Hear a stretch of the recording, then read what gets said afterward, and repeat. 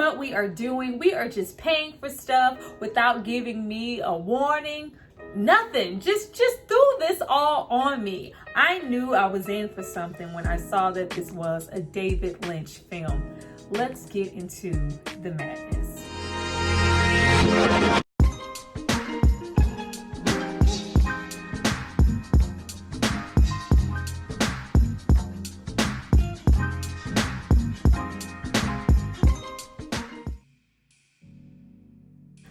Guys, welcome back to my channel. It's Tyra here with another struggle review, here to discuss Blue Velvet. Now this is a thriller, action, horror, mystery from 1986, and it stars Dennis Hopper.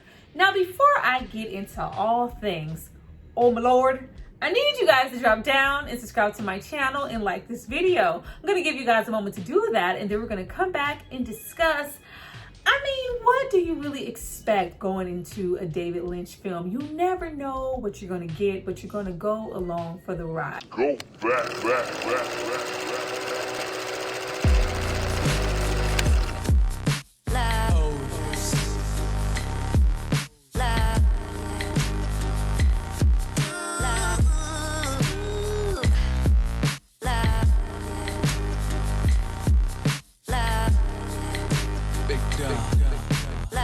Now that you guys have hopefully subscribed to see more of me, let's get into this movie. But of course, before we jump into the video, I have to give a shout out to the person who paid for and requested this movie. So if you happen to get your whole Blue Velvet, intoxication, suffocation, BDSM ass life, it's not because of me. It's because of this person right here. Thank you so much for supporting me and paying for this content. Now, getting into this movie, this was a first time watch for me. Not that I was completely unfamiliar with the film. This movie is always on somebody's goddamn list. There's always this ton of praise for Dennis Hopper's performance, but I never actually got around to watching this film because you have to prep for the writer and the director, David Lynch, whose movies are just as layered as he is, as that painter, an artist. He's a writer, a director. He is notable. He is legendary.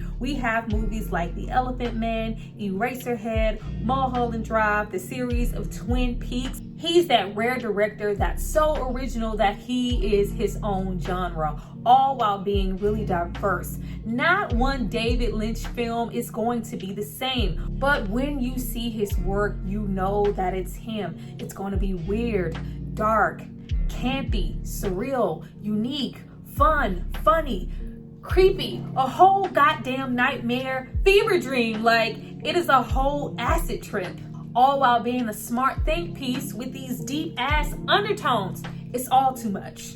Now, I was very excited to watch this film because this would have been the third installment that I have seen as far as Kyle MacLachlan and David Lynch working together. I already watched Twin Peaks, and of course I watched the old throwback Dune. Now, we start off with this movie appearing to be a very simplistic story with maybe this weird dialogue weaved in between. We have a father-son family, suburban type situation going on. Everything is very safe, very white picket fence, roses, beauty. We have the father have a stroke and his son returning home from college, coming back full of curiosity for this severed ear that he just happens to find in the yard. He wants to know who it belongs to, why it was there, all the backstory, no matter how far he has to go to get it. We are left as an audience to follow Jeffrey through this safe suburban neighborhood to figure out why the severed ear was there. Everything in this small town looks very safe, very unassuming. Who would have the motive to sever someone's ear? And we have a relentless Jeffrey here. It is just not enough to pass this information over to a sweet neighborhood girl's father who's a detective. No, I need to do my due diligence to investigate. Like, he is just so hungry to just go beyond bounds. Like, we are a whole voyeur, peeping Tom, stalker, a creep, a savior. We get to go on this wild ride with him and just really figure out how deep this rabbit hole goes and just how much shit he has gotten himself into. We get to watch as this innocent college student encounters things that changes his life forever, that are quite sick, but he comes out a hero on the other side. This is not what that was. Now, when I tell you I had to watch this movie like 2.5 times to really understand what was going on, because watching it the first time, and this being a David Lynch film, I said to myself, this cannot be it. And I literally had to go and slow watch things, relive a couple of scenes, just to make sure I was digesting things properly. This film is not what it appears to be. All the way from the very beginning, when we get this Pleasantville-like, innocent, clear suburbia-ass town, and we have this dad have a stroke, and then this leads us into these belly of bugs. I did not get it at first. I was like, wow, are we looking at all these bugs? What is this supposed to mean? But it was just like, hey, this town may look like this, but there is truly some sick things lying underneath. Everything in this movie is a double and has a different meaning. Yes, we do have that innocent suburban town where we have Jeffrey, you know, the neighborhood girl who I was like, ooh, it's Miss Thing from Jurassic Park. We have, you know, that innocence there going on. But then in an entirely different part of town, we have things lying underneath, like Frank and the sick relationship that he has with a very codependent, attached Dorothy. And from the moment that Jeffrey sneaks into her apartment, takes her keys to know more, embarks on this whole Nancy Drew-ass journey, the worlds collide, and Jeffrey, as well as his friend, they are changed forever. Now, of course, since this is a David Lynch film, we get a ton of offbeat dialogue, things that feel like they don't go there, you know, very awkward, look at my chicken walk ass encounters. Like, it just kind of feels like the film is all over the place. But I didn't really choose to pick those things apart. I chose to focus on the main things in the film, like the contrast between both parties involved. It really didn't matter to me too much about what Jeffrey or Sandy had to say when they were amongst each other, because it was always kind of layered in the realm of innocent. Everything that they were, you know, talking about, even their interactions with each other, was just really pure, innocent. Oh, gee whiz, Skip, like, let's go get a fucking milkshake. Like, it was just very, very classic. And then when we get back to the other part of town and we get into Frank and goddamn Isabella, stuff begins to hit the fan. And only certain statements from our characters like Jeffrey or Sandy begin to matter to me when we have her say things, you know, like, hey, when you get up there, I'm gonna beep the horn 4 times and blah, blah, blah. But while you're going up there in this persuasion, this intensity, this pull that you have to keep going with this to know and investigate more, I don't know if you're, you know, some clever detective or if you are a pervert. And we begin to ask that question ourselves moving forward in the movie with multiple scenarios. And we have this really good story start to unfold, and that contrast still starting to happen. Even with the surroundings, we have Dorothy singing, you know, the club, the apartment that she lives in. It feels a little seedy, like really, really dark, like really shady at times. Meanwhile, we have Sandy and Jeffrey. Everything is really open, airy, crisp, white, clean. They're so safe and sheltered. Meanwhile, we have Frank and freaking Dorothy. They are depraved, psychotic, tortured, sick, scandalous, abusive, sexual ass misfits. Now, when we set up that very clear scenario of what's going on, and we see that Frank is very much controlling Dorothy, and we have Jeffrey ending up, you know, trapped in the closet, we constantly have him in situations to be a voyeur. I'm sure that that meant a whole lot, but you kind of have him falling into these scenes to where he's really scared, nervous, and in over his head, but he can't seem to stop himself, because it's not only him, you know, investigating and we need to solve the mystery. He is becoming really enticed by this lifestyle of Frank, and even more so Dorothy. When we have it laid out that, you know, oh, this is the ear of her husband, he is using this to control her, he has kidnapped not only the husband but the son, and she is placed into this sadistic ass sexual relationship with him, or I'm gonna do this to your son and your husband. But this does not scare away Jeffrey at all in the way that it's doing Sandy. Sandy like, fuck all of that, I'm not getting involved. I'm not even sure if I wanna go upstairs. Why are you so committed to this? But we see him just be taken over. When he sits there and watches as Frank freaking comes in and we have to get into this mommy, daddy, hit me, punch me, kick me, I'm gonna abuse you, violate you, but bitch, don't look at me. Like, what? It was all too much. It was so sick and so depraved. You see that he has this kink. Not only does he like to watch her in this dark, seedy ass club, you know, singing Blue Velvet while he's, you know, playing with Blue Velvet in his hands, but he wants to get into this role reversal, torturing Dorothy, all while taking pleasure in playing with her emotions, all while at the same time running around with his little desperado, crazy, equally uncouth ass crew. Like, it is just so much going on. But this does not run Jeffrey away. When we have that moment of really having Dorothy continue to be in these vulnerable, sick spaces because she is being tortured in such a sick way, you immediately identify with her as a character and feel really sorry for her. You want her to be safe. You want her to be helped. And we feel like we have Jeffrey there to maybe do that, and maybe we will get into a big super save-a-hole mode. No, that is not what happens. She is almost as equally as sick as Frank, and it's like she's almost kind of brainwashed to thinking that what Frank constantly is bestowing up on her is considered affection. And we see her display a lot of the same behavior that Frank displays with her once she figures out that Jeffrey is hiding in the closet. You know, she wants him to strip. She wants, you know, to degrade him. She has him at knife point, but she's being very sexual, throwing her body on him. You know, if you love me, have sex with me, hit me, do something to me. She becomes a little bit obsessed with Jeffrey and that affection or whatever they have, that relationship, kind of like what Frank has with her. This is just a troubling dynamic ass duo of kinky, quirky, nymphomaniac desperation. It was a lot going on, y'all, but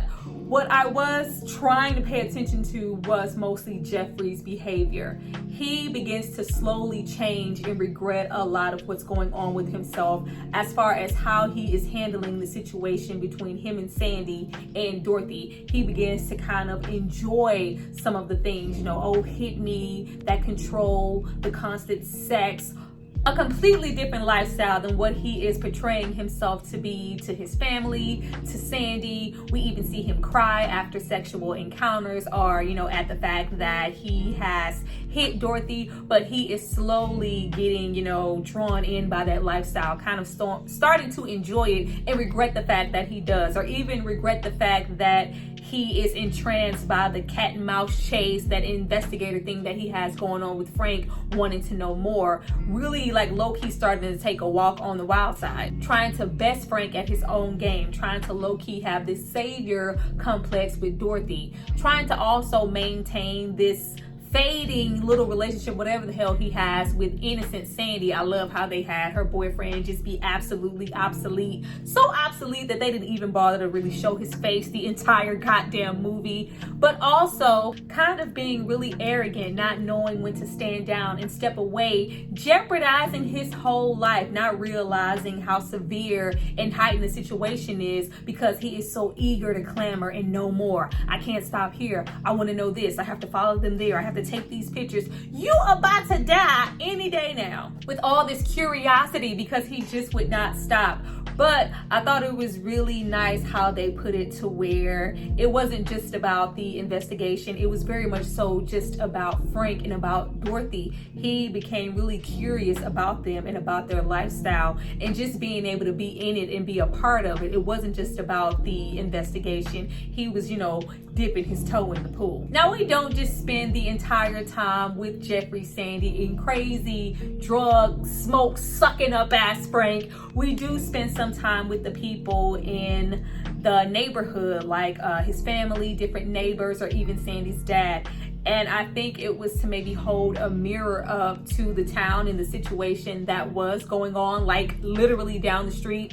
Nobody really seemed to care to know, or maybe just even just was oblivious to know what was going on. There are, so many sick, depraved actions taking place, like literally all over, not only just the things that Frank, is doing, but, we have his henchmen, his little crew. We have him, take constant field trips. Even this, sick thing that he is doing to Dorothy, it just seems to go unnoticed, not only by the family, but we also have the situation going on with Sandy's dad as far as what side of the fence is he on? Does he care? We have Jeffrey just continuing to maybe go a little bit further because he doesn't feel like a love is being done about the situation. I gave you the ear. I gave you the situation. What are you going to do about it? Nobody is moving. We literally have so much going on. Dorothy is repeatedly taken advantage of constantly by this controlling, sick-ass man. She has to wear this blue velvet robe. Oh, let me see it, mommy. Let me see it. Get the fuck out of my face, bro. And it's just very, very tragic to see Dorothy so comfortable and complicit with the matter. It's just almost like she's accepted her fate for what it is. I will never, have my husband back or have those sweet, innocent moments that I have, as far as memories with my son. I am broken, I am damaged, I'm a freaking sex slave, and maybe this is all I deserve. She is just so beaten down. We have her constantly appearing in this damaged, vulnerable, new state, and it's like, man, somebody do something. And I think that's what the movie was truly about. All of these crazy, insane, sick things going on and nobody caring, nobody willing to risk it. We even get into the thriller mystery mode, with Sandy's dad. Is he on the right side? Is he corrupted as an officer? We have, Yellow Jacket, him being in bed with the things that Frank has going on. Nobody wants to cross Frank's path. Let's just let that continue on. It's just, Dorothy. It's just, her son. What does it matter? And it's just a good mirror held up to actual life. When these things happen, if it's not happening to me, I don't care. I'm oblivious and I'm just completely ignorant to it. I don't want to get involved. Like when we have one of those ending scenes where Sandy really sees Dorothy for as broken as she is, really gets into that relationship or what Jeffrey has really been to her, and she is just standing there for a very long time, vulnerable, naked. Nobody offers to cover her or anything. I was like, damn, is anybody gonna get her a blanket or coat or something? It takes a long time in my mind for somebody to call the police.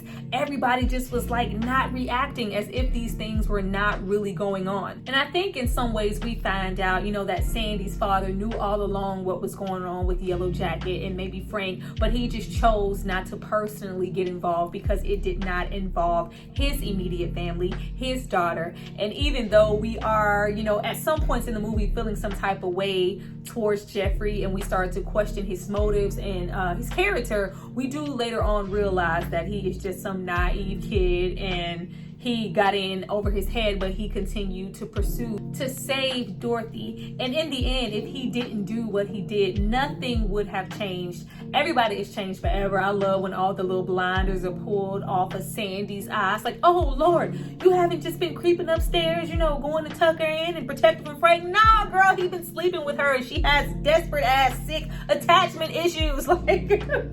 She, figures out that I do still really care about Jeffrey, but a lot of things about him I didn't know, and he isn't quite who I thought he was. But that's how it's supposed to be in the end. The world is not some safety suburban protected bubble. There are a lot of things going on, and if you care enough to change them, you need to do something about it.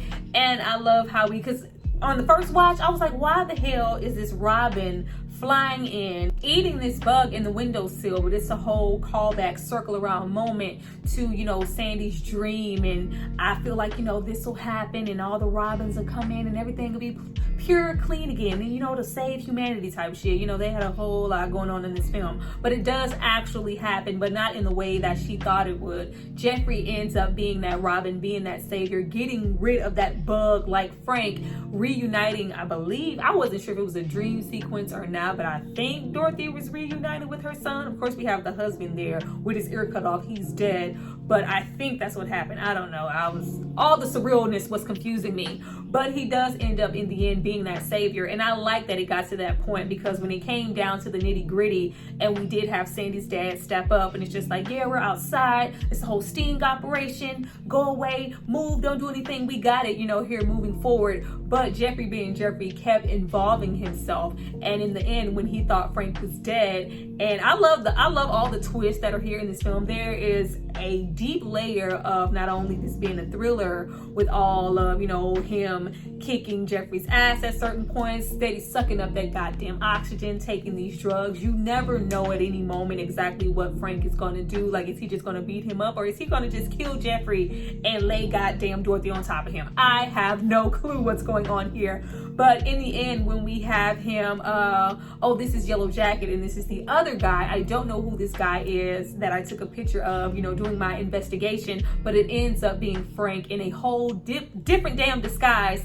and he goes after Jeffrey in that goddamn apartment. And I love that in that moment, it's all up to him to protect himself, because Frank is coming, and he has to, link up that courage to outsmart him with the radio, and ends up shooting him in the head, which was very befitting, sucking on that damn oxygen. Like, Frank and his sick mommy complex needed to go immediately. Like, get the fuck out of here with that. But I love the subtlety in this movie. Like, every little thing in this movie is making a statement about the world, about the society, about people. Even something as small as the beer. I love how they kind of have Heineken in the movie as, like, I guess the bitch ass beer. Like, oh really, Jeffrey, what you drinking? You drinking Heineken? Nah, we drinking this, Blue Stripes or whatever the hell, I don't know. Like, everything matters. And if you just want to pay attention and know what's going on in this film, you really have to take the time to dive deep and do that. I'm sure that I missed a whole lot of stuff, but what I decided to focus on in this realm of this movie was what I felt like was important. This is, a statement, maybe think piece about the world and, that seething underbelly. It's not all, high society, suburban innocence. People dying every day, B. We need to do something. Well, you guys, that was my review for Blue Velvet. Please drop down and tell me what you thought about it. I don't even know what I thought about it, and I just did it. Like, I didn't even really just know, like, this was a different movie. A little difficult per se for me to explain, because it's just hard when you're just so unsure about what you saw, or maybe connections, or maybe what's going on. But if anybody wants to drop down and help me with that, be my guest. I look forward to reading you guys' comments. Thank you so much for watching this video. I see you next time. Bye.